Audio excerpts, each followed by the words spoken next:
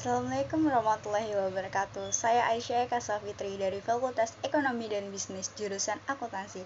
Di sini saya akan menjelaskan tentang dampak pandemi COVID-19 terhadap impor dan ekspor di Indonesia. Perkembangan ekspor dan impor di Indonesia terus mengalami penurunan di tengah pandemi corona atau COVID-19. Menurut Kepala BPS Suharyanto, ia menyatakan capaian ekspor pada Mei 2020 adalah yang terendah sejak tahun 2016, sementara posisi atau capaian impor yang terendah sejak tahun 2009. Ekspor pada Mei 2020 tercatat penurunannya dengan kisaran 13,40% dan impor dengan kisaran 32,65%. Ekspor Januari 2020 tercatat 13,63 miliar dolar US dollar, sempat naik pada Februari sampai Maret 2020 menjadi 14 miliar US dollar. Lalu turun lagi pada April menjadi 12,16 miliar US dollar dan terus memburuk pada Mei 2020 menjadi 10,53 miliar US dollar. Sementara impor Januari 2020 tercatat 14,27 miliar US dollar. Angka ini turun tipis pada Maret 2020 menjadi 13,30 miliar US dollar. Pada April 2020 angkanya terus menurun menjadi 12,54 US dollar. Dan pada Mei 2020 angka ini turun drastis menjadi 8,44 miliar US dollar. Namun, di sisi lain konsumsi kebutuhan saat pandemi maupun sehari-hari harus terpenuhi. Namun, hasil produksi yang dihasilkan tidak dapat mencukupi permintaan terhadap barang tersebut. Maka apabila kekacauan dalam perdagangan semakin meningkat dan mengakibatkan harga naik yang dapat memicu terjadinya inflasi, yang tentunya akan mempengaruhi pendapatan dan kebutuhan dalam masyarakat. Kepanikan melanda dunia seakan-akan dalam sedetik bisa membunuh mereka.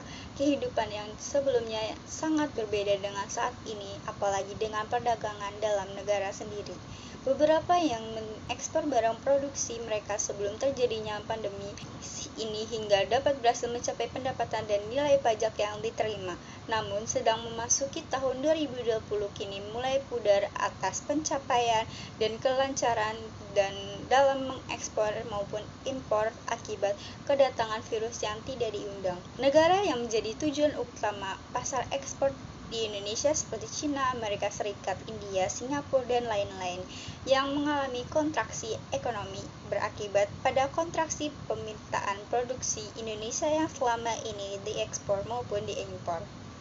Kementerian Perdagangan perlu melakukan relaksasi kebijakan impor bahan baku untuk kebutuhan industri. Penyebaran wabah virus corona telah membuat operasional banyak perusahaan menjadi terganggu karena kekurangan bahan baku baik impor maupun ekspor di dalam negeri. Apabila tak segera direspon dengan baik, pada akhirnya akan membuat sektor produksi turut terhambat. Hal itu akan berimplikasi pada meningkatnya harga yang nantinya akan menaikkan tingkat inflasi. Pandemi COVID-19 yang semakin marak beredar membuat beberapa negara maupun perusahaan mengambil beberapa kesempatan untuk mencari keuntungan. Misalnya, mereka membuat atau memproduksi beberapa masker maupun antiseptik yang nantinya akan sangat dibutuhkan oleh masyarakat. Namun, karena adanya larangan dari pemerintah yang ditulis dalam Surat Edaran Peraturan Menteri Perdagangan Nomor 23 Tahun 2020, larangan ini memang harus dikeluarkan untuk menjaga pasokan di dalam negeri. Hal ini untuk menjamin kebutuhan konsumen dalam negeri. Larangan ekspor masker di tengah pandemi virus COVID-19 ini dikeluarkan menyusul dengan adanya laporan dari Badan Pusat Statistik yang mencatat Indonesia telah melakukan ekspor masker senilai 74,7 juta US dollar pada Februari 2020. Nilai ini naik signifikan dari Januari 2020 yang hanya berkisar 2,1 juta US dollar.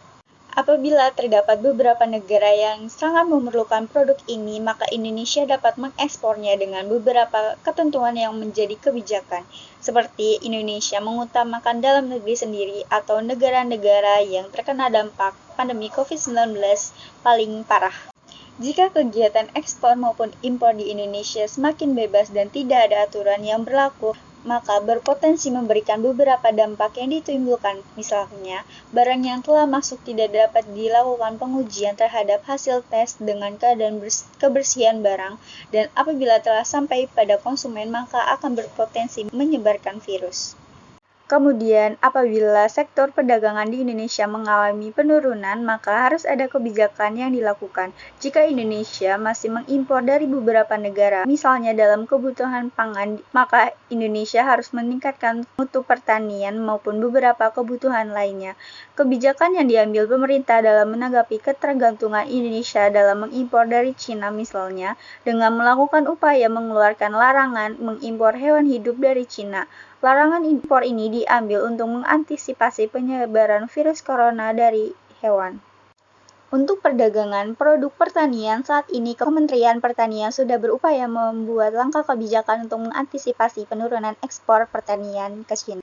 Salah satu upaya yang dilakukan adalah melakukan koordinasi dengan para eksportir agar dapat memanfaatkan pasar ekspor alternatif. Dalam hal produksi, pemerintah juga harus mendorong petani-petani lokal meningkatkan produksinya, baik secara kuantitas maupun kualitas, agar dapat memenuhi kebutuhan masyarakat. Tidak hanya buah-buahan saja, pemerintah juga perlu mendorong ekspor produk pertanian lainnya yang berorientasi ekspor. Dampak yang ditimbulkan oleh pandemi COVID-19 sangatlah berpengaruh kepada ekspor dan impor di Indonesia.